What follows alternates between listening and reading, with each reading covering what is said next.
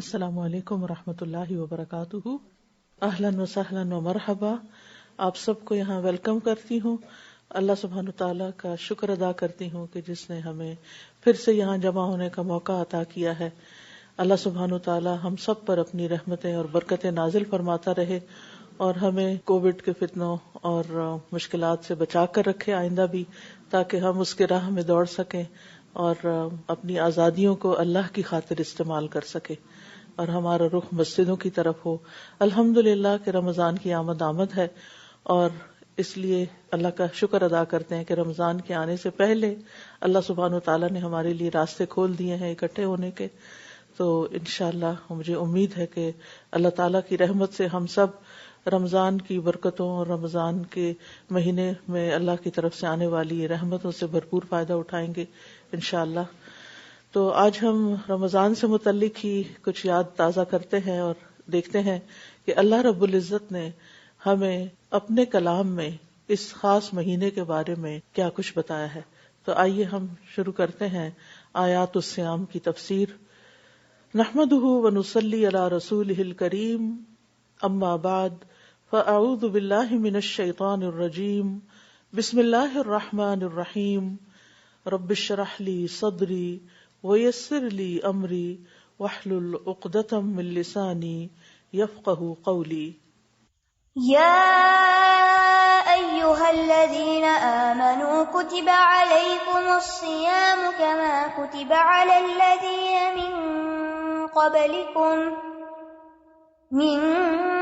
قبلکم لعلکم تتقون ایاما معدودات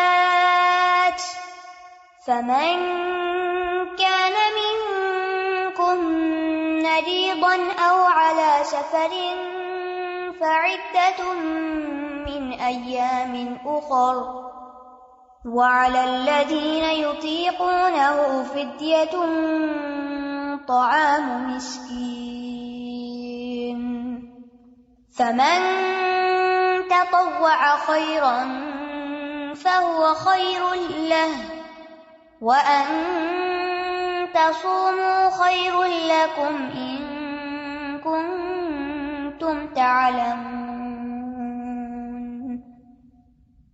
اے لوگو جو ایمان لائے ہو، تم پر روزہ رکھنا فرض کیا گیا ہے جس طرح تم سے پہلے لوگوں پر فرض کیا گیا تھا، تاکہ تم متقی بن جاؤ.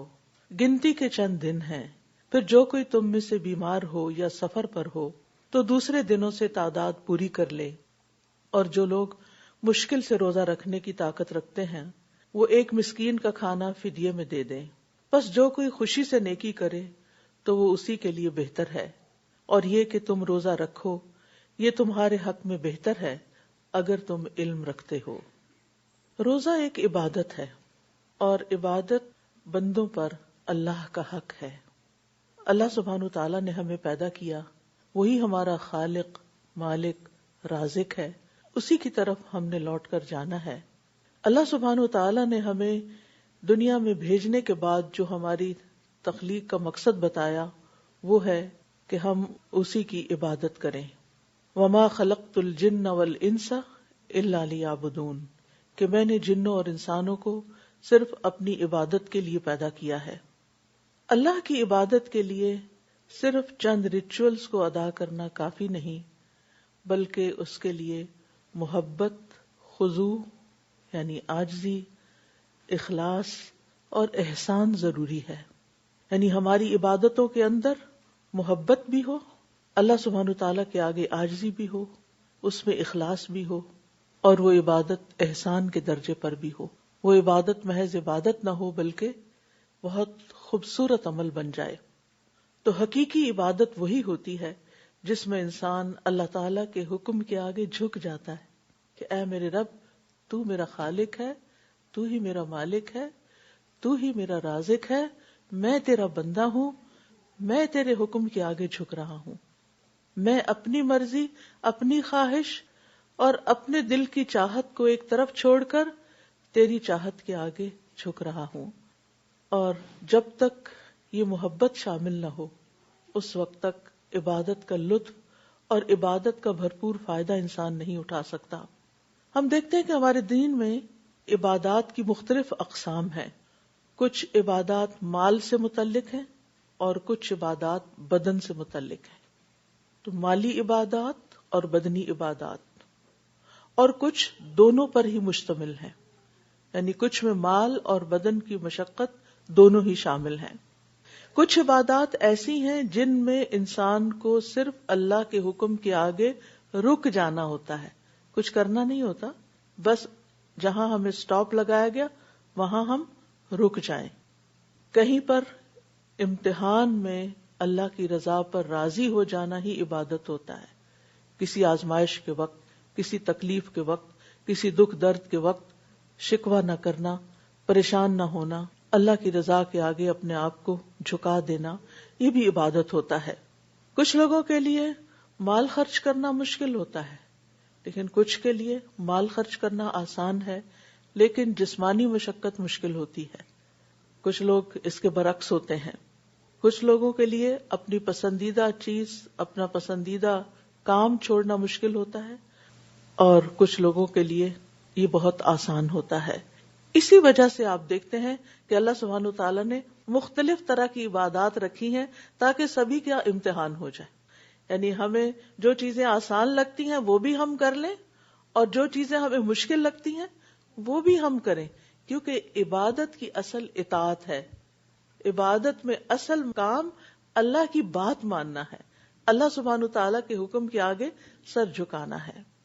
انہی عبادات میں سے ایک عبادت روزہ رکھنا ہے. اور روزہ کیا ہے؟ اپنے پسندیدہ کاموں سے رک جانا. روزہ اسلام کی بنیادی عبادات میں سے ہے. صحیح بخاری اور مسلم میں آتا ہے، مشہور حدیث ہے، بنی الاسلام علی خمس، اسلام کی بنیاد 5 چیزوں پر ہے. شہادت اللہ الہ الا اللہ وان محمد الرسول اللہ واقام الصلاۃ وایتاء الزکاۃ وحج البیت وصوم رمضان. اس بات کی گواہی دینا کہ اللہ کے سوا کوئی معبود نہیں اور یقیناً محمد صلی اللہ علیہ وسلم اللہ کے رسول ہیں. نماز قائم کرنا، زکوٰۃ ادا کرنا، حج ادا کرنا اور رمضان کے روزے رکھنا. تو رمضان کے روزے، پورے مہینے کے روزے اللہ تعالیٰ نے ہم پر فرض کیے ہیں.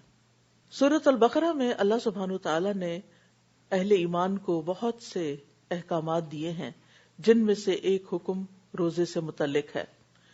اس میں روزے کی فرضیت، روزے کے اوقات، مریض اور مسافر کے لیے روزے کی رخصت، روزوں کا فدیہ اور رمضان کے مہینے کی فضیلت، دعا کی اہمیت اور اعتکاف کے مسائل سبھی کو چند آیتوں میں بیان کر دیا ہے. یعنی روزے سے متعلق جتنی بھی چیزیں ہیں وہ ان آیات میں بیان ہو گئی ہیں. باقی تفصیلات ہمیں فقہ کی کتابوں میں ملتی ہیں، احادیث سے ملتی ہیں.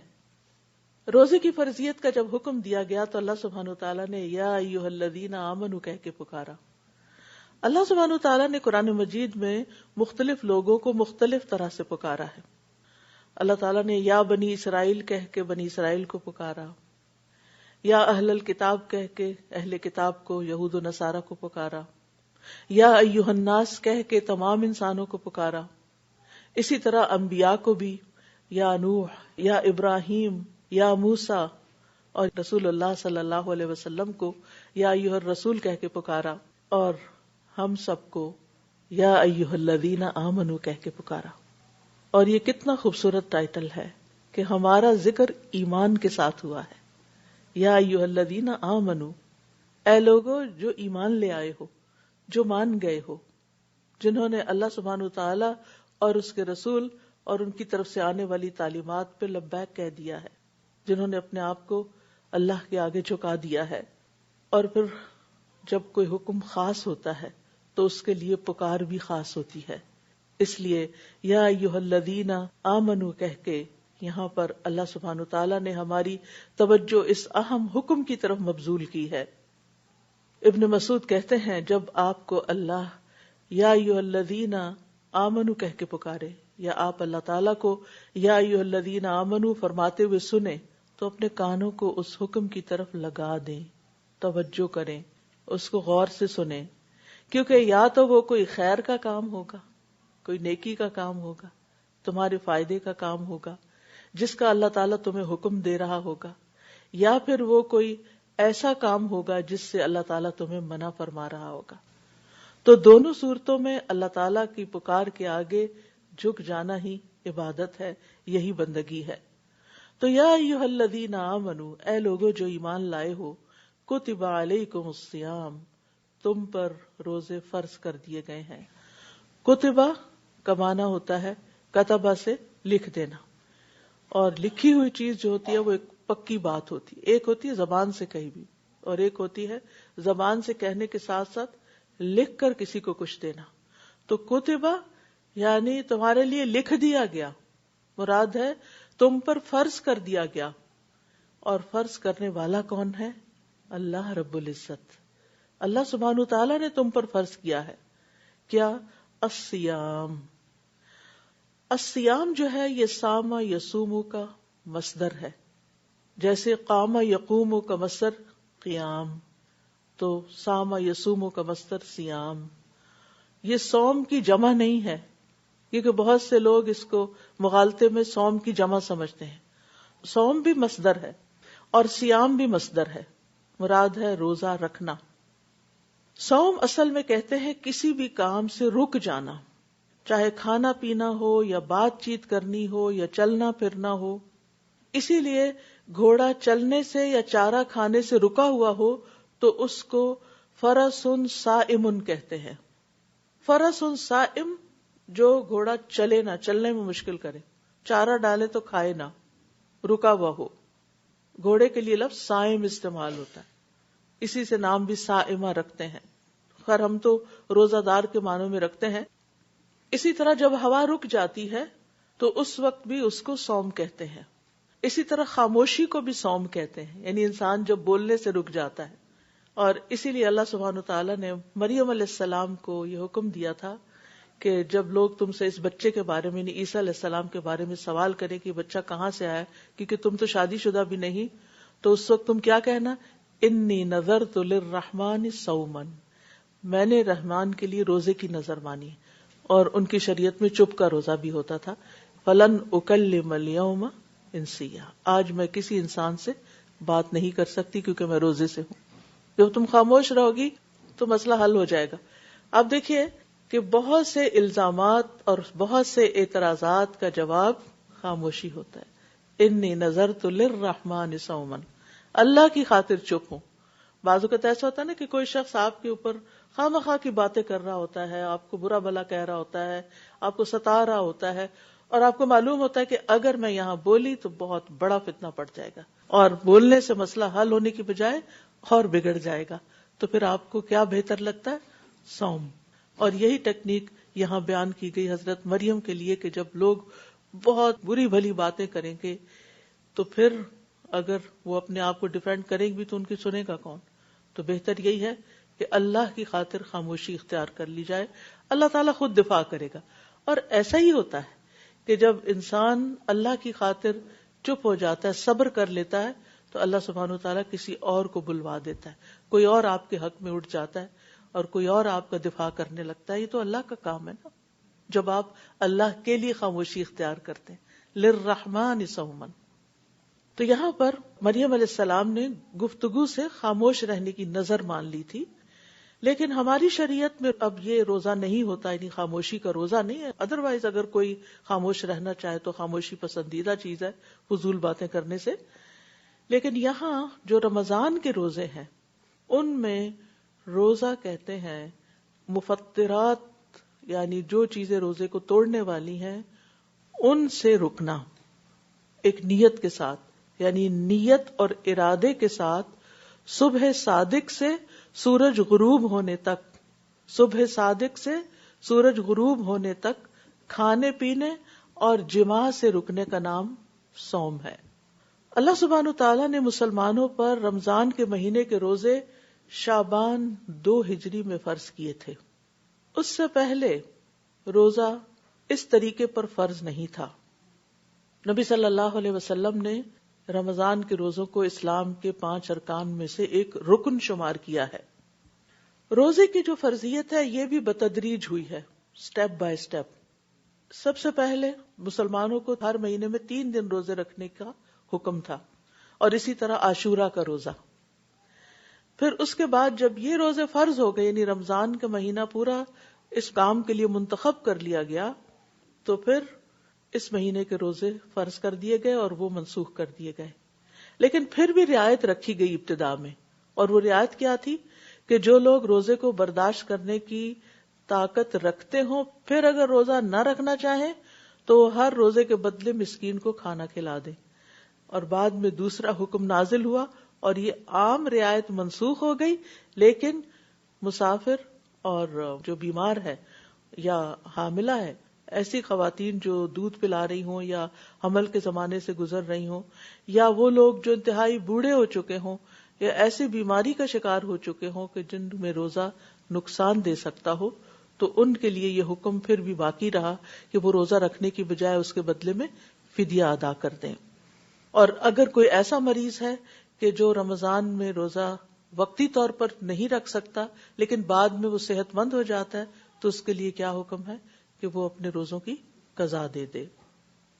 اب دیکھیں کہ سال کے 12 مہینے ہیں، اور ان سب مہینوں میں رمضان کا مہینہ اللہ سبحانہ وتعالی کا محبوب مہینہ ہے، اور یہ وہ مہینہ ہے جس میں قرآن بھی نازل ہوا ہے. اس مہینے کو اللہ سبحانہ وتعالی نے ہماری اس عبادت کے لیے مخصوص کیا ہے کہ ہم یہ پورا مہینہ روزے رکھیں اور اللہ کا قرب حاصل کریں، اور اس کے ذریعے ہم تقوی حاصل کریں. جہاں تک رمضان کے روزوں کی فرضیت کا تعلق ہے تو اس آیت کے علاوہ ایک اور حدیث سے ہمیں پتہ چلتا ہے کہ ایک اعرابی پریشان حال بکھرے ہوئے بالوں کے ساتھ رسول اللہ صلی اللہ علیہ وسلم کی خدمت میں حاضر ہوا. اس نے پوچھا کہ یا رسول اللہ صلی اللہ علیہ وسلم، مجھے آگاہ کیجئے کہ اللہ نے مجھ پر کتنی نمازیں فرض کی ہیں؟ آپ نے فرمایا 5 نمازیں، اور یہ بات ہے کہ تم اپنی خوشی سے جتنے چاہو نفل ادا کرو. پھر اس نے کہا مجھے بتائیے کہ اللہ نے مجھ پر روزے کتنے فرض کیے ہیں؟ آپ نے کیٹیگوریکلی فرمایا رمضان کے مہینے کے.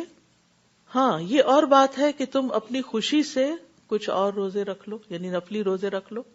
پھر اس نے پوچھا اور بتائیے اللہ نے مجھ پر زکوٰۃ کس طرح فرض کی ہے؟ تو آپ نے اسے پھر اس کی تفصیل بتائی، اور پھر ظاہر ہے کہ زکوٰۃ کے علاوہ صدقات بھی ہوتے ہیں.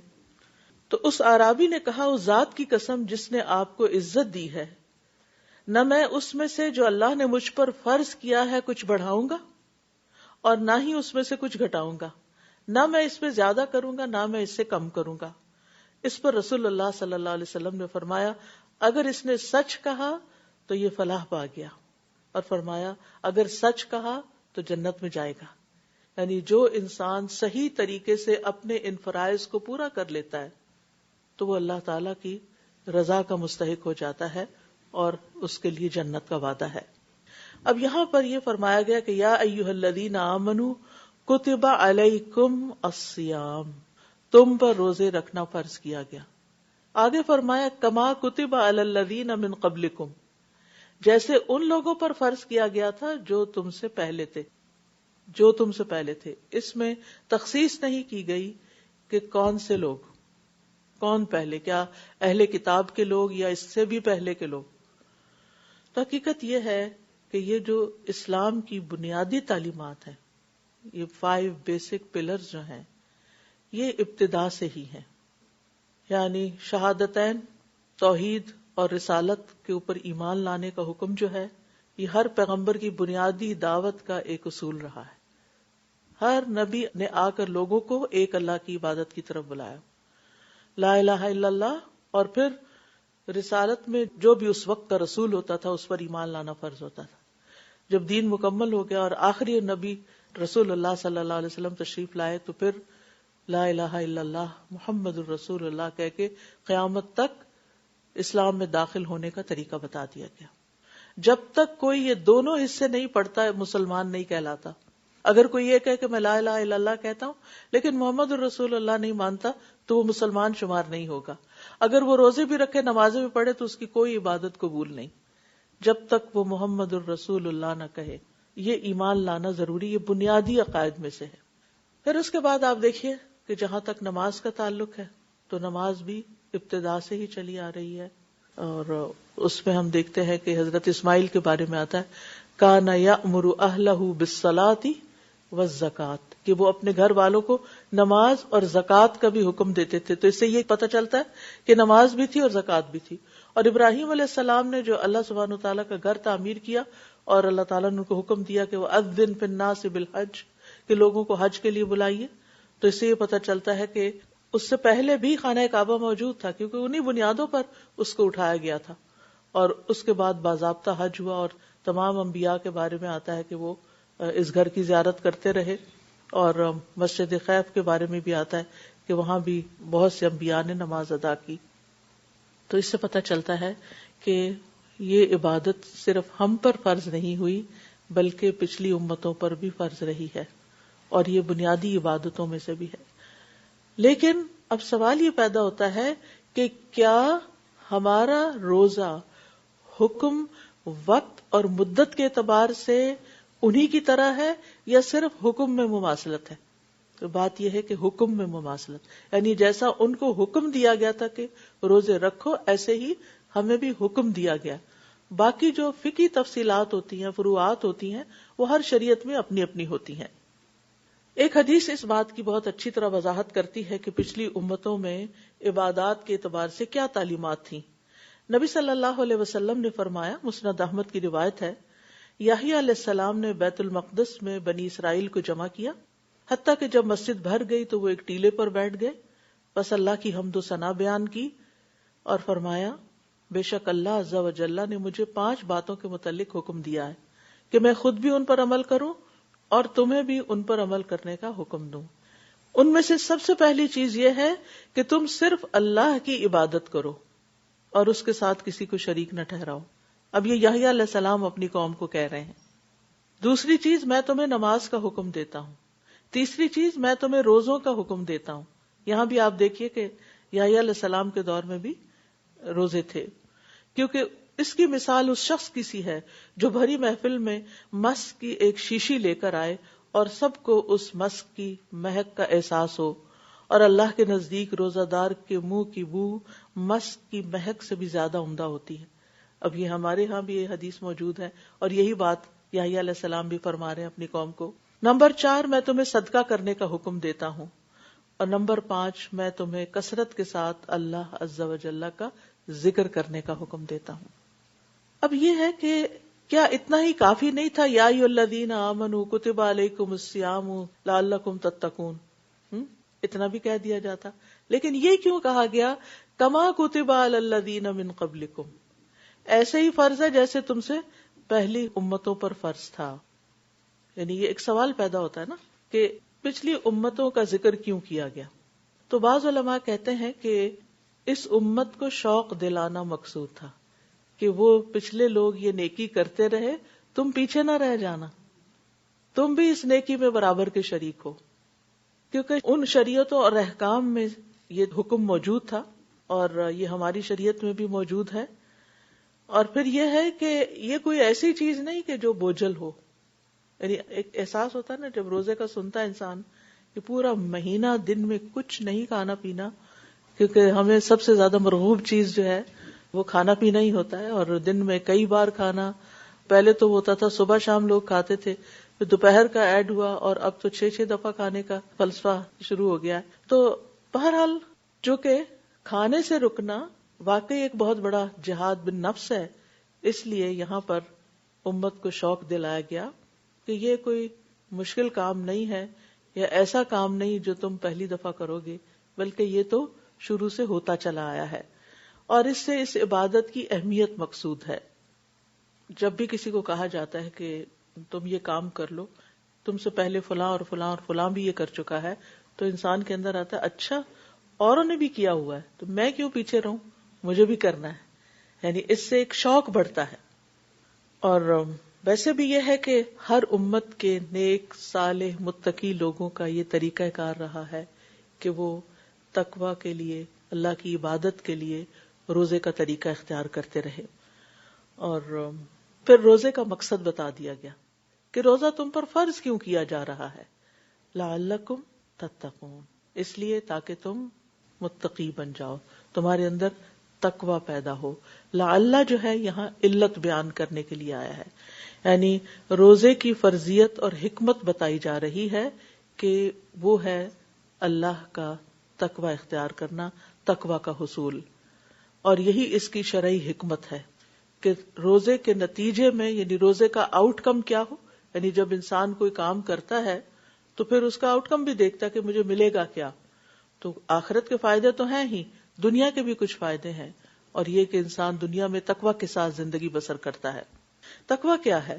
امام راغب کہتے ہیں تقوی یہ ہے کہ انسان نفس کی حفاظت ایسی چیز سے کرے جو گناہ میں ڈالتی ہے، اور یہ حرام چیز کو چھوڑنے کے ساتھ ہوتا ہے، اور اس کی تکمیل یعنی اس کی کمپلیشن بعض جائز اور مباح کاموں کو چھوڑنے کے ساتھ ہوتی. یعنی ایک ہوتا ہے صرف حرام چیزوں کو، مکروہ چیزوں کو چھوڑ دینا، اور ایک یہ ہے کہ ان چیزوں کو بھی اللہ کی خاطر اللہ کے حکم کے ساتھ چھوڑ دینا جو جائز ہیں، مباح ہیں، حلال ہیں. کھانا پینا حلال ہے، شوہر بیوی کا تعلق حلال ہے، لیکن جس پیریڈ آف ٹائم میں اللہ تعالیٰ نے منع کیا اس سے رک جانا، اس لیے کہ اللہ کی رضا حاصل ہو، یہی تقویٰ ہے. فیروز آبادی کہتے ہیں تقویٰ سے مراد ہر اس چیز سے پرہیز کرنا ہے جس میں نقصان ہو، اور وہ ہے نافرمانی اور فضول کام. ایک قول یہ بھی ہے کہ تقویٰ سے مراد نفس کی لذتوں کو ترک کر دینا ہے، یعنی نفس جن چیزوں سے لذت پاتا ہے، اور یہی دو چیزیں انسان کو لذت دیتی ہیں، تو ان چیزوں کو چھوڑ دینا اور خواہشات کی مخالفت کرنا. چائے پینے کو دل چاہ رہا ہے تو نہیں چائے نہیں پی سکتے، پانی پینے کو دل چاہ رہا ہے پانی نہیں پی سکتے، کوئی میٹھی چیز کھانے کے دل چاہ نہیں وہ بھی نہیں کھا سکتے، کچھ بھی نہیں کھا سکتے. نو نو نو. تو یہ کیا ہے؟ نفس کی یا خواہش کی مخالفت ہو رہی ہے. اور انسان جتنا بھی مضبوط ہو بہت دفعہ غلطی کرتا ہے نفس کی پھسلن کی وجہ سے، نفس کی کمزوری کی وجہ سے. تو جب آپ نفس کی مسلسل مخالفت کرتے ہیں تو آپ اسٹرانگ ہو جاتے ہیں، نفس کے مقابلے میں آپ کے اندر ہمت آ جاتی ہے. آپ پھر نفس کی بہت سی ایسی خواہشات کو بھی کنٹرول کر جاتے ہیں جو عام طور پر آپ نہیں کر سکتے. یعنی آپ کے مسل بلڈ ہو جاتے ہیں آسان زبان میں، یعنی آپ اس سے اتنی مشقت کا کام لیتے ہیں، اتنا اس کو توڑتے ہیں، اتنا اس کی مخالفت کرتے ہیں کہ پھر وہ کمزور پڑ جاتا ہے، اور بہت سی ایسی چیزیں جو عام طور پر آپ نہیں کر سکتے پھر آپ آسانی سے کر گزرتے ہیں. تو روزے کا مقصد کیا ہے؟ گناہوں سے بچنے کی عادت ڈالنا. اللہ کے حکم سے اگر کھانے پینے سے ہم بچ گئے تو پھر ہمارے لیے آسان ہے کہ ہم گناہوں سے بھی بچیں.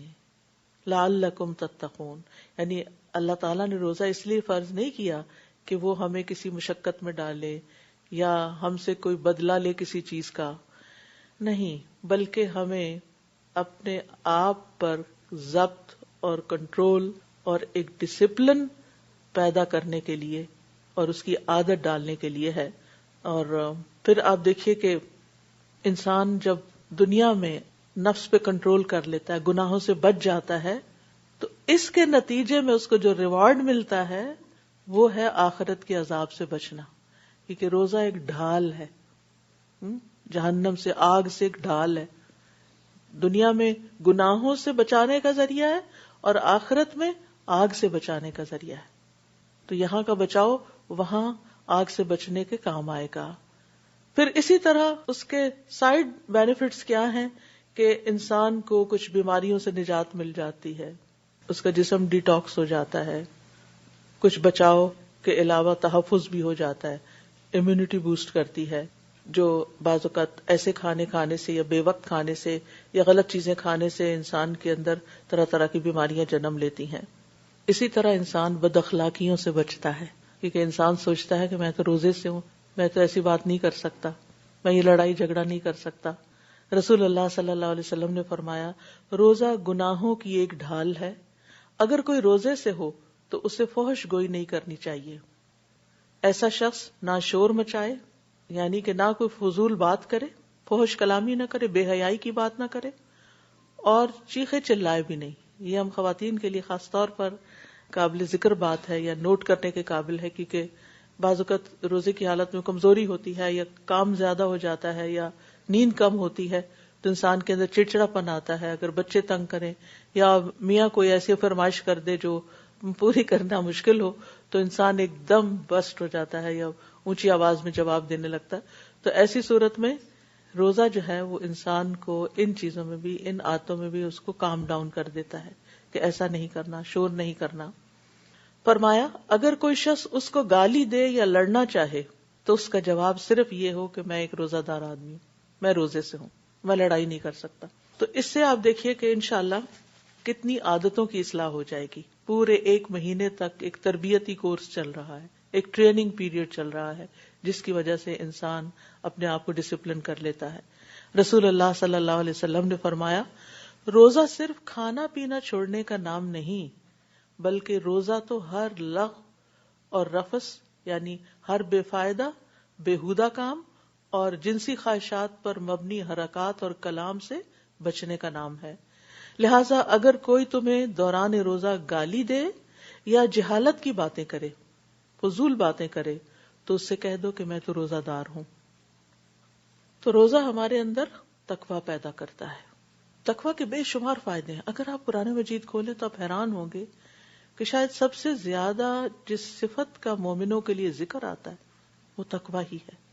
چاہے وہ عبادات ہوں، چاہے وہ دیگر احکامات ہوں، معاملات ہوں، ہر چیز کے اندر، چاہے وہ نکاح کی بات ہو، چاہے مالی لین دین ہو، چاہے قصاص کی بات ہو، چاہے ہدایت کی بات ہو. ذالک الکتاب لا ریب فیہ ھدی للمتقین. ہر جگہ پر تقویٰ چاہیے. تو یہ تقویٰ جو ہے ایک بنیادی خصوصیت ہے جو ہم میں سے ہر ایک کی ضرورت ہے، اور رمضان کے روزے اس میں ہمیں مدد دیتے ہیں. کیونکہ روزہ دار جو ہے وہ اللہ کی خاطر حلال اور من پسند چیزوں کو چھوڑ دیتا ہے جنہیں وقتی طور پر اللہ نے اس کے لیے حرام کیا ہے. وہ حلال لیکن وقتی طور پر حرام ہے، ایک قطرہ بھی اندر نہیں لے جا سکتے، اور ایسی چیزوں سے روکا ہے جن کی طرف نفس کا میلان ہوتا ہے. تو انسان صرف اللہ کی رضا کے لیے، اس کا قرب پانے کے لیے، اس کے چہرے کی چاہت میں کہ اس کا دیدار نصیب ہو، انسان ان چیزوں سے رک جاتا ہے. پسندیدہ سے پسندیدہ ترین چیز آپ کے سامنے ہو کھانے کی، اور کوئی بھی آپ کو دیکھنے والا نہ ہو، آپ صرف اور صرف اللہ کی خاطر اس کو دیکھنا بھی گوارا نہیں کرتے، ایک طرف رکھ دیتے ہیں کہ نہیں میں تو روزے سے ہوں. افطار کے محدود وقت میں آپ کو اگر کچھ چیز کھانے کا موقع نہیں ملا تو وہ آپ نے دیکھا ہوگا کہ استعمال سے ہی رہ جاتی ہے کہ اوہ مجھے تو بھول گیا کھانا. اسی طرح یہ کہ روزے کی حالت میں ہر وقت اللہ کی نگرانی کا جو احساس رہتا ہے یہ بہت فائدہ دیتا ہے، اور پھر یہ صرف رمضان میں نہیں بعد میں بھی کام آتا ہے. روزے کی حالت میں گناہ بھی کم ہوتے ہیں. تو جب گناہ کم ہوتے ہیں اور اللہ کی نگرانی کا احساس ہوتا ہے اور اللہ کی خاطر انسان اپنی پسندیدہ چیزوں کو چھوڑتا ہے اور نیکیوں کا غلبہ ہوتا ہے تو انسان کی شہوت ٹوٹ جاتی ہے، تو لازماً انسان کے اندر تقویٰ پیدا ہونے لگتا ہے. شیطان انسان کے اندر اس طرح گردش کرتا ہے جیسے خون ہمارے جسم میں دوڑتا ہے. تو روزے کے ذریعے جو ہمارے خون کی سرکولیشن ہے وہ کمزوری کی وجہ سے ویک ہو جاتی ہے، لہذا شیطان کو ویسے بھی بند کر دیا جاتا ہے اور اس کے گزرگاہیں جو ہیں وہ بھی تنگ ہو جاتی ہیں، تو ہم پر اس کا زور یا وار کم ہو جاتا ہے، یعنی اسے باندھ دیا جاتا ہے، کنٹرول کر دیا جاتا ہے. لہذا ہمیں نیکیاں زیادہ کرنے کا موقع مل جاتا ہے، ہماری کیپیسٹی بلڈنگ ہو جاتی ہے، زیادہ خیر کا کام کرنے کی ہمت بڑھ جاتی ہے. ہاں نفس ہمارے ساتھ ہی لگا. کچھ لوگوں کا سوال ہوتا ہے کہ اگر شیطان کو قید کر دیا گیا ہے تو پھر بھی انسان غلط کام کیوں کر جاتا ہے؟ تو بات یہ کہ ایک دشمن قید ہوا ہے، دوسرا تو ساتھ ہی لگا ہوا ہے، اور وہ دوسرا ہمارا نفس ہے کہ جو ہمارے ساتھ ہوتا ہے، اور اس کے تقاضے کے تحت ہم کچھ نہ کچھ بول دیتے ہیں، کچھ نہ کچھ ایسی چیز کر دیتے ہیں جس پہ بعد میں نادم ہوتے ہیں. اور اگر تقویٰ مقصود نہ ہو تو روزہ صرف فاقہ رہ جاتا ہے، پھر صرف بھوک پیاس کاٹنا رہ جاتا ہے. اس لیے ایک لفظ کوئی اسٹکی نوٹ خوبصورت سا لے کے اس کے اوپر لکھ کے صرف لفظ تقویٰ لکھ دیں اور اپنے کچن میں لگا لیں جہاں آپ کو لازماً جانا ہی جانا ہے، اور اس کے علاوہ بھی جہاں آپ کی زیادہ نظر پڑتی ہے کہ یہ میرا گول ہے اس مہینے کا، مجھے یہ اچیو کرنا ہے، مجھے اللہ تعالی کی نافرمانی کے کاموں سے بچنا ہے، اپنی بری عادات سے چھٹکارا حاصل کرنا ہے. ہم میں سے سب لوگ اپنی اپنی کمزوریوں کو جانتے ہوتے ہیں، اپنی غلطیوں کو پہچانتے ہیں کہ ہم کہاں کہاں غلطی خرابی کر جاتے ہیں. تو ایسی صورت میں ان چیزوں کو نوٹ کر کے کہ ان سے میں نے نجات حاصل کرنی ہے. اور نبی صلی اللہ علیہ وسلم نے بھی فرمایا بعض روزے دار کو روزے سے بھوک کے سوا کچھ نہیں ملتا اور بعض قیام کرنے والوں کو قیام سے بیداری کے سوا کچھ نہیں ملتا، کہ وہ صرف جاگتے ہیں اور کھڑے رہتے ہیں لیکن ان کے مزاج میں کوئی تبدیلی نہیں آتی. تو رمضان اصل میں تبدیلی کا مہینہ ہے. آپ دیکھیے کہ ہماری ساری عادتوں میں تبدیلی آئے گی، ہمارے سونے جاگنے کے پیٹرن بدلیں گے، ہمارے کھانے پینے کے طریقے بدلیں گے، ہماری نمازیں اور ہمارے صدقہ خیرات اور بہت ساری چیزیں عام روٹین سے ہٹ کر ہوں گی. یعنی پوری زندگی ایک طرح سے گھوم جاتی ہے، بدل جاتی ہے. اگر اتنی بڑی تبدیلی جو آپ سے کروائی جا رہی ہے اس کے بعد بھی ہم نہ بدلیں تو پھر ہم نے کیا حاصل کیا، ہم نے کیا کمایا؟ تو ہم نے اپنے اندر تبدیلی کا عزم پیدا کرنا ہے کہ ہمیں بدلنا ہے. ہم بدلیں گے انشاءاللہ، اور ہم اللہ تعالیٰ سے دعا بھی کریں گے کہ ہم رمضان سے پہلے جس حال میں تھے رمضان کے بعد اس سے کہیں بہتر حال میں ہوں، جسمانی صحت کے لحاظ سے بھی، ایمانی صحت کے لحاظ سے، تقوی کے لحاظ سے، اخلاق کے اعتبار سے، اور باقی بھی بہت ساری چیزوں میں. تو اس آیت سے ہم دیکھتے ہیں کہ نمبر 1 روزے کی اہمیت اور فضیلت پتہ چلتی ہے، اور احادیث سے بھی ہمیں پتہ چلتا ہے کہ روزہ جو ہے یہ اسلام کی ایک مضبوط رسی ہے، یعنی جس کو انسان پکڑ لے تو اپنے دین میں مضبوط ہو جاتا ہے. براء ابن عازب کہتے ہیں ایک مرتبہ ہم لوگ رسول اللہ صلی اللہ علیہ وسلم کے پاس بیٹھے ہوئے تھے. آپ پوچھنے لگے اسلام کی کون سی رسی سب سے زیادہ مضبوط ہے؟ صحابہ نے عرض کیا نماز. آپ نے فرمایا بہت خوب. اس کے بعد کون سی؟ صحابہ نے عرض کیا زکوٰۃ. آپ نے فرمایا بہت خوب. اس کے بعد کون سی؟ صحابہ نے عرض کیا رمضان کے مہینے کے روزے. آپ نے فرمایا بہت خوب. تو یہ ایک مضبوط رسی ہے اسلام کی جسے ہمیں مضبوطی سے پکڑنا ہے. اسی طرح آپ صلی اللہ علیہ وسلم نے فرمایا اللہ عز و جل اس شخص کو جس کا اسلام میں کوئی حصہ ہو اس کی طرح نہیں کرے گا جس کا کوئی حصہ نہ ہو. اور اسلام کا حصہ 3 چیزیں ہیں، نماز، روزہ اور زکوٰۃ. حج تو کوئی کرتا ہے نا، لیکن یہ 3 چیزیں، اور ان میں سے بھی پھر بعض لوگ زکوٰۃ نہیں دے پاتے، اسی لیے دونوں کو کمبائن بھی کیا گیا، نماز روزہ کر لو. غریب سے غریب شخص بھی یہ 2 کام ضرور کر سکتا ہے. ابو امامہ کہتے ہیں کہ رسول اللہ صلی اللہ علیہ وسلم سے پوچھا گیا کون سا عمل افضل ہے؟ آپ نے فرمایا اپنے اوپر روزے کو لازم کر لو، کیونکہ روزے جیسا کوئی عمل نہیں. یعنی اس میں ساری عبادات شامل ہو جاتی ہیں. پھر آپ اگر روزہ رکھتے ہیں اور روزہ رکھ کے آپ نماز بھی پڑھتے ہیں، آپ قرآن بھی پڑھتے ہیں، آپ ذکر بھی کرتے ہیں، آپ صدقہ خیرات بھی کرتے ہیں، آپ بہت سی چیزوں سے جن سے روکا گیا ان سے رکتے بھی ہیں، یعنی ایک روزے کے ساتھ اور بہت ساری نیکیاں اس میں اکٹھی ہو جاتی ہیں، شامل ہو جاتی ہیں. پھر اسی طرح روزے کو مومن کا قلعہ کہا گیا ہے، یعنی جس طرح فورٹ ہوتا ہے اور اس میں انسان آ جاتا ہے تو محفوظ ہو جاتا ہے. فرمایا روزہ ڈھال ہے اور یہ مومن کے قلعوں میں سے ایک قلعہ ہے، یعنی جو اس کی حفاظت کرتا ہے. ایک اور حدیث میں آتا ہے مسند احمد کی، آپ نے فرمایا بے شک روزہ تو ایک ڈھال ہے جس کے ذریعے بندہ جہنم سے اپنا بچاؤ کرتا ہے. یعنی آپ اگر روزہ رکھے ہوئے ہوں اور کوئی کمزوری محسوس ہو یا تھکاوٹ محسوس ہو یا کسی بھی قسم کی کوئی تکلیف محسوس کریں تو فوراً خیال کریں کہ یہ میرے لیے جہنم سے بچاؤ کا ایک ذریعہ ہے. اور جہنم کی آگ آپ کو معلوم ہے کہ انہا لإحدى الکبر، بہت بڑی بلاؤں میں سے ہے جہنم. کل میں بچوں کے ساتھ بات کر رہی تھی، بتا رہی تھی کہ جہنم کی ڈیپتھ کتنی ہے، کہ وہ ایک پتھر جو جہنم میں پھینکا گیا 70 سال کے بعد جہنم کی تہہ میں پہنچا. ایک پتھر گرتے ہوئے شاید 1 سیکنڈ لگتا ہو اس چھت سے اگر آپ نیچے گرائیں تو وہ کتنی گہری ہوگی، کتنی گہری ہوگی، اور پھر وہاں سے نکلنا بھی ناممکن. تو کتنی ہی چیزیں ایسی ہیں کہ جو نافرمانی کے کام ہے جو انسان کو اس آگ کی طرف لے جاتے ہیں. روزہ جو ہے اس آگ کو بجھانے کا کام دیتا ہے اور اس سے بچاؤ کا کام دیتا ہے. تو اس لیے اس کا یہ فائدہ بھی ہمیشہ ذہن میں رہے. پھر اسی طرح روزے کا اجر اللہ کے ذمے ہے. اللہ سبحانہ وتعالیٰ نے اس کو خاص امپورٹنس دی ہے کہ ابن آدم کا ہر نیک عمل خود اسی کے لیے ہے سوائے روزے کے، کیونکہ وہ خاص میرے لیے ہے، میں ہی اس کا بدلہ دوں گا. ویسے تو ہر چیز کا بدلہ اللہ تعالیٰ ہی دے گا، لیکن جس طرح انسان روزے کی حالت میں ریاکاری سے بچتا ہے اور ایک لانگسٹ عبادت ہوتی. آپ دیکھیں کہ جب آپ زکوٰۃ دیتے ہیں کچھ تو تھوڑی دیر میں آپ دے کے فارغ، آپ نے نماز پڑھی آدھے گھنٹے میں فارغ، لیکن روزہ تو کئی گھنٹوں پر مشتمل ہوتا ہے، اور پھر یہ کہ مسلسل آپ اس کیفیت سے گزر رہے ہوتے ہیں. تو یہ آپ کے لیے اللہ سبحانہ وتعالیٰ کے ہاں سے خاص انعام اور خاص اجر پانے کا ذریعہ بن جاتا ہے. اور اس میں ایک وجہ یہ ہے کہ چونکہ روزہ نفس کی لذات کو توڑتا ہے، نفس کی لذات سے روکتا ہے، تو اس لیے خاص اللہ کے لیے ہو جاتا ہے. یعنی انسان اللہ کی بات مان کر اپنے نفس کی بات کو پیچھے کر دیتا ہے. اور پھر یہ ہے کہ یہ ایک راز ہے بندے اور اللہ کے بیچ میں. آپ نے کہیں چھپ کے کچھ کھا پی لیا، کسی کو کیا خبر. وہ کہتے ہیں نا حل لک سر، کیا تمہارا کوئی ایسا چھپا ہوا عمل ہے جو صرف تمہیں اور تمہارے رب کو پتا ہو، کسی اور کو پتا نہ ہو. تو وہ روزہ ہی ہو سکتا ہے، کیونکہ باقی اعمال تو لوگوں کے سامنے کرنے پڑ جاتے ہیں. صدقہ خیرات بھی آپ کسی کو دیں گے تو اس کے ہاتھ میں دیں گے، یا کچھ بھی کریں گے تو دوسرے کو پتا چل جائے گا، یا کوئی اور دیکھ لے گا. نماز پڑھیں گے، کہیں بھی چھپ کے پڑھ رہے ہیں، اچانک ہی کوئی اندر داخل ہو جاتا ہے تو پتا چل جاتا ہے دوسرے کو کہ یہ بندہ نماز پڑھ رہا ہے. لیکن روزے کا اگر آپ نے خاموشی سے رکھ لیا تو کسی کو بھی نہیں پتا چلے گا، الا یہ کہ کوئی آپ سے پوچھے کہ آپ یہ کھا کیوں نہیں رہے. پھر اللہ تعالیٰ نے ایک اور تسلی بھی دی، ایام معدودات، گنے چنے چند دن ہیں. مشکل لگ رہا ہے، 30 days ہیں، لیکن گنتے گنتے جلد ختم بھی ہو جائیں گے.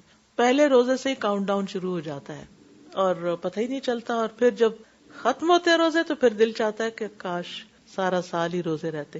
تو کبھی روزوں کے آتے ہوئے آپ کو کوئی گھبراہٹ پریشانی ہو تو جانے والی کیفیت کو یاد کر لیا کرے کہ جاتے ہوئے میری دعا کیا ہوتی ہے اور میری خواہش اور تمنا کیا ہوتی ہے. تو وہ اللہ تعالیٰ مجھے موقع دے رہا ہے، میں شروع سے ہی اس سے فائدہ اٹھاؤں. اور معدودات جو ہیں یہ یعنی کہ کئی سال اور مہینے نہیں ہیں، بلکہ یہ ایام معدودات ہیں، چند دن ہیں گنے ہوئے. اور اس طرح یہ ہے کہ اللہ تعالیٰ کی حکمت اور اللہ تعالیٰ کی رحمت دونوں ہی یہاں پر اکٹھی ہو گئی ہیں. فمن کان منکم مریضا، اب رخصت کا پہلو بھی آ گیا. یعنی پہلے فرضیت کی بات کی گئی، اب کس کس کو چھٹی مل سکتی ہے. فمن کان منکم مریضا، تو تم میں سے جو کوئی بیمار ہو. تو پہلی رخصت بیمار کے لیے ہے کہ بیماری کی وجہ سے او علی سفر، یا سفر کی وجہ سے اگر کوئی روزے نہیں رکھ سکتا تو پھر وہ کیا کرے، وہ پھر بعد میں اپنی گنتی پوری کر لے. بیماری کون سی بیماری؟ کیونکہ تو ہر شخص کسی نہ کسی بیماری میں مبتلا ہے. آج کے دور میں تو بیماریوں میں بہت اضافہ ہو چکا ہے. یہاں مراد وہ بیماری ہے جو روزے کی حالت میں زیادہ بڑھ جائے یا روزے سے اس بیماری کو نقصان پہنچے، یعنی انسان کا نقصان ہو جائے، اس کی جان یا اس کے کسی عضو کے اندر کوئی زیادہ مشکل آ جائے. یہ اس لیے میں تھوڑا الیبوریٹ کرنا چاہتی ہوں کہ عام طور پر لوگ بعض اوقات سر درد کو بیماری بنا لیتے ہیں، اور بعض لوگ بڑی سے بڑی بیماری کو بھی بیماری نہیں سمجھتے، روزہ رکھ بیٹھتے اور پھر بے ہوش ہوتے ہیں. تو اس میں اعتدال کا راستہ ضروری ہے. یعنی کرائیٹیریا کیا ہے؟ ایسی بیماری جس کی وجہ سے روزہ رکھنا مشکل ہو، روزہ رکھنا نقصان دہ ہو، یا روزہ رکھنے سے بیماری سے نکلنا مشکل ہو جائے، یعنی ڈیلے ہو جائے، شفا یاب نہ ہو سکیں آپ، یا روزہ رکھنے کی وجہ سے ڈاکٹر آپ کا علاج نہ کر سکے. یعنی کچھ علاج ایسے ہوتے ہیں، مثلا دانت میں درد ہے اور آپ کو تکلیف بہت زیادہ ہے. ویسے تو اس سے مراد یہ نہیں کہ آپ اپنے دانت صاف کرانے چلے جائیں روزے کی حالت میں، نہیں. اگر کوئی ایسی تکلیف آ گئی ہے کہ اب اس میں کچھ تھوڑا سا سرجیکل ایلیمنٹ بھی شامل ہو گیا ہے یا کچھ اور اس میں آپ کو اندیشہ ہے کہ پانی اندر چلا جائے گا یا آپ روزہ رکھنے سے آپ کو تکلیف بڑھ جائے گی یا نقصان دہ ہو سکتا، تو اس صورت میں روزہ چھوڑا جا سکتا ہے. لیکن یہ نہیں کہ تھوڑا بہت، کیونکہ روزے میں سب کے دانت سینسیٹیو ہو جاتے ہیں، یعنی یہ کوئی ان یوزل بات نہیں ہے، یعنی روزے کی ایک علامات میں سے ہے. تو ایسی چھوٹی چھوٹی چیزوں میں روزہ نہیں چھوڑا جا سکتا. ہاں اگر کوئی آپ کو ایسی بیماری ہے، مثلاً کوئی انفیکشن شدید ہو گیا ہے جس کو اگر ٹائملی ٹریٹ نہ کیا گیا تو وہ بہت ڈینجرس ہو سکتا ہے، اور اس کے لیے آپ کو ہر 4 گھنٹے کے بعد ڈوز لینی ہے اور آپ چھوڑ نہیں سکتے اس کو، تو ایسی صورت میں روزہ چھوڑ سکتے ہیں آپ. لیکن اگر آپ کوئی ایسی دوا لیں جو صبح شام لے کر کام چل جائے، کوئی آلٹرنیٹ موجود ہو، تو اس میں پھر دوسرا اختیار کر لیں. پھر دوبارہ دہرائی دیتی ہوں کہ بیماری کون سی؟ جو روزے کی وجہ سے زیادہ ہو جائے، یعنی روزہ رکھنے سے بیماری بڑھ جائے، روزے کی وجہ سے شفا یابی میں تاخیر ہو جائے، شفا ڈیلے ہو جائے، یا روزہ رکھ کے کوئی بیماری پیدا ہو جائے. بعض اوقات یہ ہوتا ہے نا، کچھ لوگوں کو ایسا شدید السر ہوتا ہے کہ اگر وہ روزہ رکھ لے تو وہ اور زیادہ بڑھ جائے گا. کئی اور بیماریاں بھی ہو سکتی، لیکن روزے کی تلخی تو ہر شخص کسی نہ کسی درجے میں محسوس کرتا ہی ہے. تو اگر بیماری بڑھے نہیں، ہے بیمار لیکن اتنی ہی رہتی ہے، روزہ رکھے یا نہ رکھے ایک ہی حساب ہے، تو روزہ رکھنا بہتر ہے، بلکہ روزہ رکھنا چاہیے. اسی طرح اگر ہلکا سا زکام ہو گیا، فلو ہو گیا، سر درد ہو گیا ہے، یا جسم کے کسی اور حصے میں درد ہو گیا، گھٹنوں کا درد ہو گیا، تو اس میں روزہ رکھنا فائدہ دے گا، نقصان نہیں دیتا. اسی طرح یہ ہے کہ ایسا شخص جو روزے میں شدید مشقت کا شکار ہو جاتا ہے، یعنی کچھ لوگوں کے لیے ان کی جسمانی ساخت ایسی ہوتی ہے کہ اگر وہ روزہ رکھ لیں تو کسی کام کے قابل نہیں رہتے اور خطرے کے قریب چلے جاتے ہیں.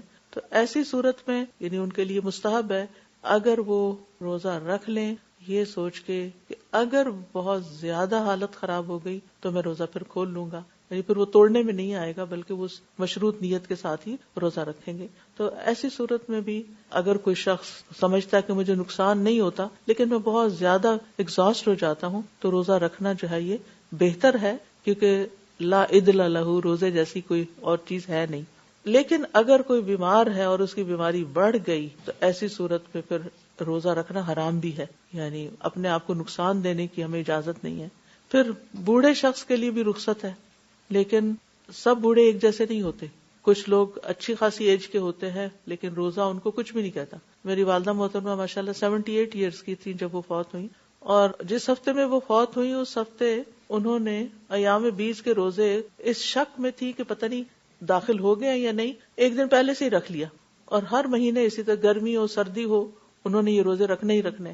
پھر سوموار کا روزہ رکھ لیا، پھر جمعرات کا رکھ لیا. تو اب کوئی کہے کہ وہ کیا ایجڈ نہیں تھی، ایجڈ تھی، لیکن پھر بات یہی ہے کہ کچھ لوگ جوانی میں بھی ہمت کم رکھتے ہیں اور کچھ بڑھاپے میں بھی ہمت کے مالک ہوتے ہیں. تو ہمیں اپنی کیپیسٹی بلڈ کرنی ہے، نیکی کے کاموں کے لیے اپنی ہمت بڑھانی ہے، ایک دوسرے کو موٹیویٹ کرنا ہے، ایک دوسرے کو ایسی ٹپس دینی ہے کہ جس سے مشکل کام آسان ہو جائے، یعنی کرنے کے طریقے بتانے ہیں. اسی طرح یہ ہے کہ حیض و نفاس والی خاتون جو ہے وہ بھی روزہ نہیں رکھے گی. دودھ پلانے والی کے لیے رخصت ہے اگر بچہ اتنا چھوٹا ہے کہ وہ صرف دودھ پر ہے. دیکھیں کچھ عرصے کے بعد جیسے 4 مہینوں کے بعد ویننگ پیریڈ شروع ہو جاتا ہے یا 6 مہینے کے بعد، اور ماں اس کو دوسری غذا بھی ساتھ دے سکتی ہے، اور اگر بچہ تھوڑا کم دودھ پی لیتا ہے تو کوئی اتنے نقصان کی بات نہیں. لیکن اگر 2 مہینے کا بچہ ہے یا 3 مہینے کا بچہ اور وہ صرف دودھ ہی لے رہا ہے، اس کو منع ہے، نہ وہ پانی لے رہا نہ کچھ اور فارمولا لے رہا ہے، تو ایسی صورت میں اگر ماں اس کو اپنا دودھ نہیں دیتی اور فارمولا پہ لگا دیتی ہے کہ میں نے تو روزے رکھنے ہیں، تو یہ کوئی نیکی کا کام نہیں ہے. آپ روزے چھوڑ سکتے ہیں اور بعد میں ان کو دوبارہ رکھ لیں. او علی سفر، یا آپ سفر کر رہے ہیں، اور سفر بھی ضروری سفر، یہ نہیں کہ انسان رمضان میں ہالیڈیز کا پروگرام بنا لے اور خواہ مخواہ کا سفر اختیار کر لے، یہ نہیں ہونا چاہیے. بلکہ ضرورت کے تحت اگر سفر کر رہے ہیں، مثلا آپ عمرے پہ جا رہے ہیں یا کسی کی فوتگی ہو گئی ہے تو آپ کو جانا ضروری ہے. اب یعنی ایسے طریقے سے کہ جس میں روزے کا رکھنا جو ہے وہ ناممکن ہے، کہ آپ کی سحری افطاری کا کوئی انتظام نہیں ہے، سفر لمبا. آج کل تو پھر سفر مختصر ہو گئے ہیں، لیکن اب بھی یہ کہ بعض اوقات فلائٹس بہت لمبی لمبی ہوتی ہیں. اگر آپ کو یہاں سے ڈائریکٹ آسٹریلیا جانا ہو تو آپ کو 20-22 گھنٹے کی فلائٹ چاہیے، تو اس میں ڈی ہائیڈریشن ہو جاتی ہے. تو بعض لوگ تو برداشت کر جاتے ہیں لیکن بعض لوگ برداشت نہیں کر سکتے. تو ہر کوئی اپنے حساب سے دیکھ سکتا ہے. یعنی سفر میں آپ اپنی کیپیسٹی دیکھیں، رکھ سکتے ہیں تو بہت اچھا ہے، اور اگر نہیں رکھ سکتے تو کوئی حرج نہیں ہے، بعد میں اس کو پورا کر لیں. یعنی روزہ رکھنا افضل ہے کب؟ جب روزہ رکھ کے کوئی مشقت نہ ہو، چاہے آپ سفر کر رہے ہیں. اور اگر ایسی مشقت نہیں کہ جو مقیم کو ہوتی ہے، جیسے گھر میں مشقت ہو رہی ہے روزہ رکھ کے، ایسے ہی سفر میں، تو پھر روزہ رکھنا ہی بہتر ہے. لیکن اگر کوئی چھوڑنا چاہتا ہے پھر بھی تو سفر کی وجہ سے چھوڑ بھی سکتا ہے. نبی صلی اللہ علیہ وسلم سفر میں روزہ رکھا کرتے تھے، اور اس میں ہم دیکھتے ہیں کہ ابو درداء کہتے ہیں ہم نبی صلی اللہ علیہ وسلم کے ساتھ ایک انتہائی گم دن میں سفر کر رہے تھے. نہیں کوئی ہوا نہیں چل رہی تھی، اور وہ گم سا دن ہوتا ہے نا جس میں نہ دھوپ صحیح نکلتی ہے اور نہ ہی ٹھنڈک ہوتی ہے. تو گرمی کی سختی سے لوگ اپنے سروں پہ ہاتھ رکھے ہوئے تھے. نبی صلی اللہ علیہ وسلم اور ابن رواحہ کے سوا کوئی شخص روزے سے نہیں تھا، لیکن آپ نے اس وقت بھی روزہ رکھا ہوا تھا. اس سے کیا پتا چلتا ہے کہ اگر بڑی مشقت نہ ہو تو روزہ رکھ لینا چاہیے. اور یہاں تو آپ نے مشقت کے باوجود رکھا ہوا تھا، کیونکہ روزہ رکھنے سے ذمہ داری جلدی ادا ہو جاتی، بعد میں رکھنا اور زیادہ مشکل ہو جاتا ہے، قضا رکھنا جو ہوتا ہے. اور پھر اسی طرح افضل اس وقت ہے، یعنی روزہ چھوڑنا افضل اس وقت ہے کہ جب پرمشقت سفر ہو، مشکل سفر ہو. رسول اللہ صلی اللہ علیہ وسلم ایک سفر میں تھے، آپ نے ایک ہجوم دیکھا، لوگوں کی بھیڑ ہے کہ ایک شخص پہ لوگوں نے سایہ کیا ہوا ہے. آپ نے پوچھا کیا بات ہے؟ لوگوں نے کہا ایک روزہ دار ہے یہاں. آپ نے فرمایا سفر میں روزہ رکھنا نیکی نہیں ہے. تو آپ صلی اللہ علیہ وسلم نے سفر میں روزہ رکھنے کو نیکی شمار نہیں کیا، کیونکہ بعض اوقات ایسا ہوتا ہے کہ کافی مشقت ہوتی ہے اور ہم دوسروں کے اوپر بوجھ بن رہے ہوتے ہیں، لیکن ہم سوچتے نہیں ہم روزہ رکھیں گے، تو روزہ رکھ کے دوسروں کو مشکل میں ڈال دینا یہ کوئی نیکی کا کام نہیں ہے. ایسے میں جو لوگ روزہ نہ رکھیں اور دوسروں کی خدمت میں لگے رہیں وہ افضل ہے بنسبت اس کے کہ جو روزہ رکھ کے بس بیٹھے رہیں. اور سفر کی کچھ حالتیں ایسی ہیں کہ جن میں روزہ چھوڑنا ہی فرض ہے، آپ کو چھوڑنا ہی چاہیے. رسول اللہ صلی اللہ علیہ وسلم فتح مکہ کے سال مکہ کی طرف روانہ ہوئے. آپ نے روزہ رکھا یہاں تک کہ قراء الغمیم جگہ پر آپ پہنچے تو آپ کے ساتھ اور لوگوں نے بھی روزہ رکھا ہوا تھا. آپ سے کہا گیا کہ لوگوں پر روزہ بہت بھاری ہو گیا ہے، مشکل میں پڑ گئے اور وہ آپ کے فعل کے منتظر ہیں کہ آپ کیا کرتے ہیں. تو آپ نے عصر کے بعد، دیکھیے تھوڑا سا ٹائم رہ گیا تھا، عصر کے بعد پانی کا پیالہ منگوایا اور پی لیا لوگوں کے سامنے. لوگ دیکھ رہے تھے، بعض نے افطار کر لیا، بعض نے نہیں کیا، بعض نے ہم جیسے نے سوچا ہوگا کہ اب تھوڑا تو ٹائم ہے، سارا دن کاٹ لیا تو یہ بھی پورا کر لو. جب یہ خبر رسول اللہ صلی اللہ علیہ وسلم کو پہنچی کہ کچھ لوگوں نے پھر بھی روزہ نہیں چھوڑا، یعنی کھولا نہیں، تو آپ نے فرمایا یہ لوگ نافرمان ہیں.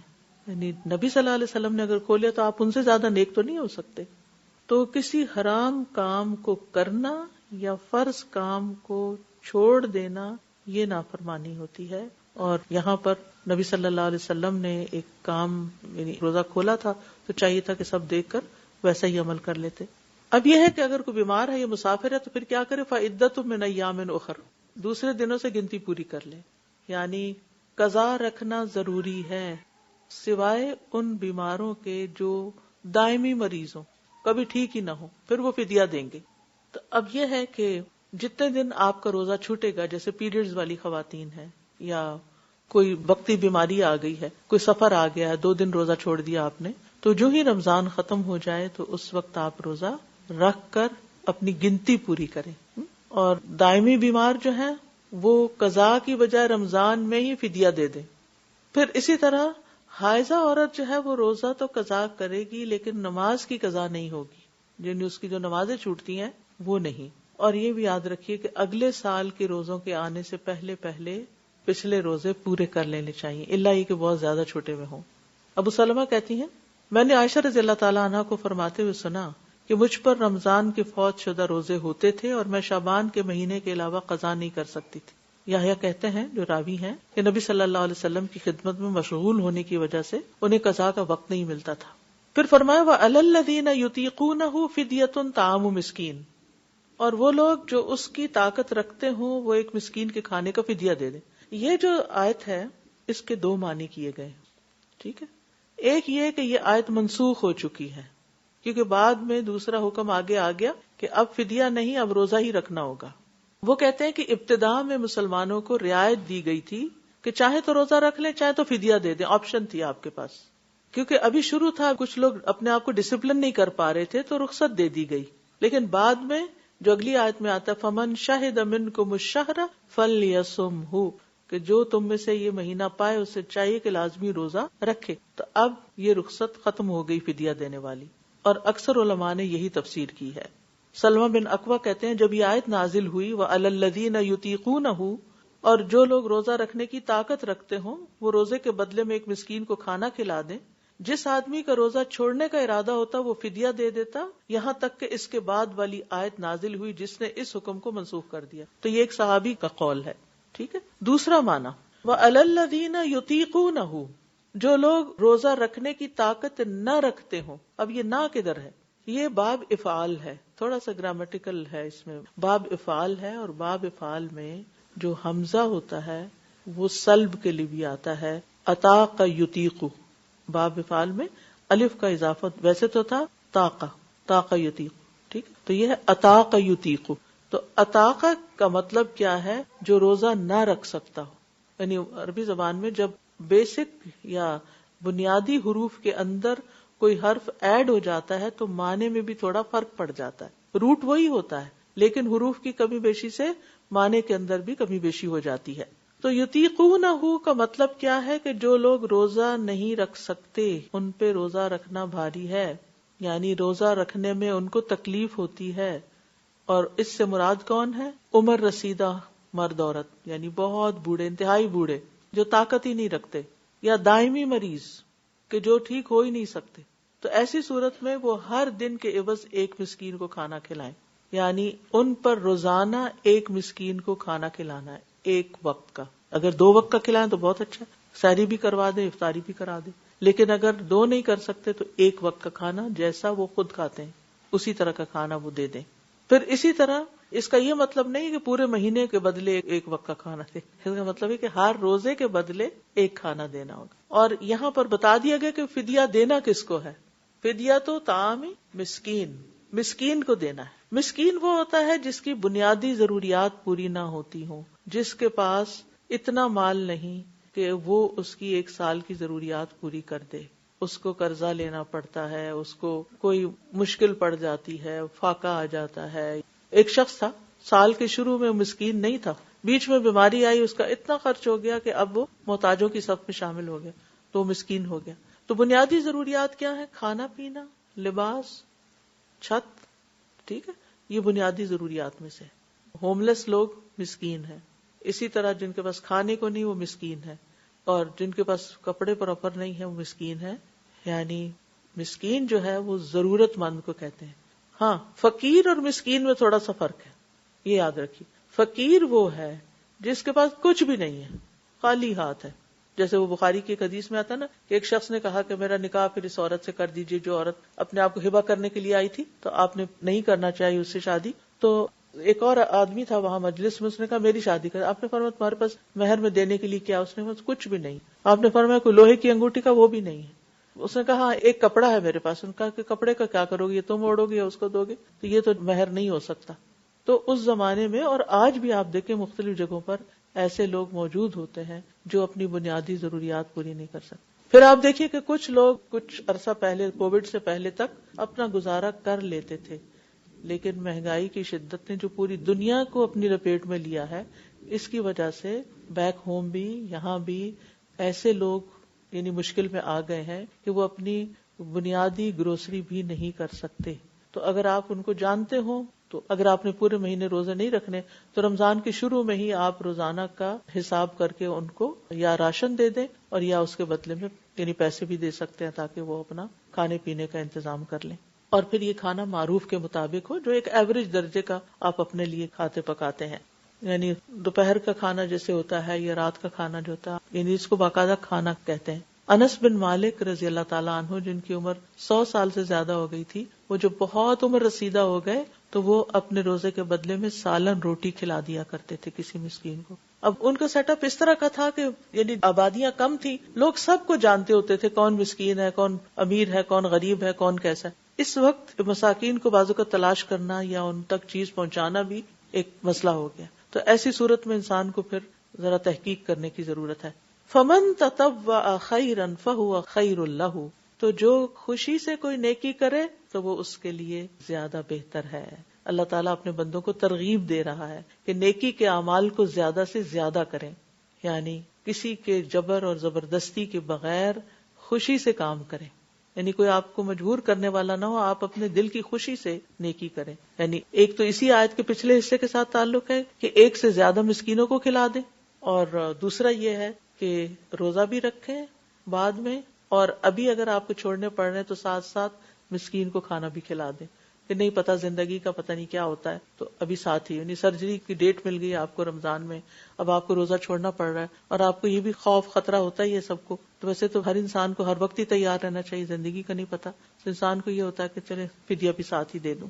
وَأَن تَصُومُوا خَيْرٌ لَكُمْ، اور یہ کہ تم روزے رکھو تمہارے حق میں بہتر ہے. ان کنتم تعلمون، اگر تم علم رکھتے ہو، اگر تم جانتے ہو.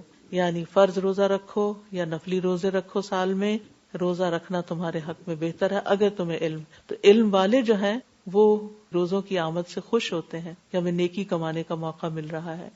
تو روزہ جو ہے اللہ تعالیٰ کی نعمتوں کے شکر کا ذریعہ ہے کہ جب نعمت سے ہم اپنا ہاتھ روکتے ہیں تو نعمتوں کی قدر بھی آتی ہے.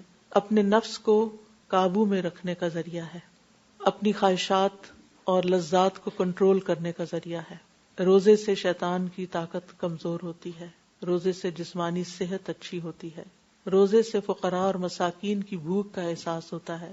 روزہ شیطان کی ڈالی ہوئی گندگی اور کینہ اور بغض اس کو دور کرنے کا ذریعہ ہے. رسول اللہ صلی اللہ علیہ وسلم نے فرمایا صبر کے مہینے یعنی رمضان کے روزے اور ہر مہینے کے 3 روزے رکھنا ایسا ہی ہے جیسے کوئی ہمیشہ روزے رکھے، اور اس سے سینے کا کینہ دور ہو جاتا ہے، دل کی گھٹن، دل کی بیماریاں، ڈپریشن، یہ بھی دور ہوتے ہیں اس سے۔ ابو ذر کہتے ہیں میں نے پوچھا سینے کے کینے سے کیا مراد ہے؟ فرمایا شیطانی گندگی، شیطان جو ہمارے دل پہ وسوسے ڈالتا ہے اور ہمیں پریشان رکھتا ہے اور ہمیں ڈی موٹیویٹ کرتا ہے اور بے چین رکھتا ہے، تو یہ روزے، رمضان کے روزے رکھنے کے بعد ہر مہینے کے 3 روزے اس تکلیف کو دور کر دیتے ہیں۔ دنیاوی فائدوں کے علاوہ آخرت کے فائدے بھی ہیں۔ روزے کی حالت میں اگر کوئی فوت ہو جاتا ہے تو رسول اللہ صلی اللہ علیہ وسلم نے فرمایا جو شخص اللہ کی رضا کے لیے 1 دن روزہ رکھے اور اسی پر اس کا اختتام ہو جائے تو وہ جنت میں داخل ہوگا۔ روزہ قبر میں بھی مومن کی حفاظت کرتا ہے۔